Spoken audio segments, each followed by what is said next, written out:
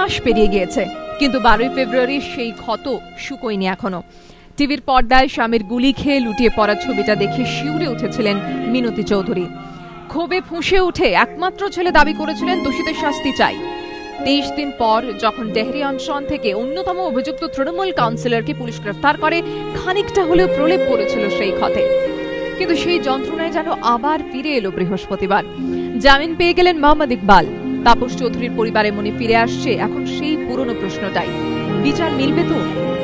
আমি এতদিন যে আশা করেছিলাম সিআইডি তদন্ত করছে, খুব তাড়াতাড়ি চার্জশিট জমা দিয়েছে, আমাদের আশাটা ভালোই পূরণ হচ্ছিল, কিন্তু এখন দেখলাম হঠাৎ ছেড়ে দিয়েছে। আমার মনটা আমার খুব ভারাক্রান্ত হয়ে উঠলো যে ঠিক বিচার হবে তো।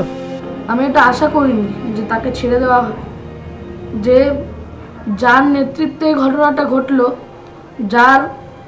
যার নেতৃত্বে আমার বাবা বিনা অপরাধে মারা গেল, আমি আশা করিনি এটা হবে। হতাশ হলেও পুরোপুরি আশা অবশ্য ছাড়ছেন না তাপস চৌধুরীর পরিবার। ওর যেন শাস্তি হয় এবং যারা এই ঘটনার সঙ্গে যুক্ত সবার যেন শাস্তি হয়। আর আমার এখনো আস্থা আছে, কিন্তু আগে যে পরিমাণ আস্থা ছিল ওকে ছেড়ে দেওয়ার পরে কমে গেল নাকি? সরকারি আইনজীবীরা মোহাম্মদ ইকবালের জামিনের বিরোধিতা কেন করেনি তা নিয়ে প্রশ্ন উঠতে শুরু করেছে। তবে আইনি মারপ্যাচ এই স্বজন হারানো মানুষগুলো বোঝেন না। তাদের দাবি এখন একটাই, সুবিচার, দোষীদের শাস্তি। পার্থপ্রতিম ঘোষের রিপোর্ট, এবিপি আনন্দ, কলকাতা।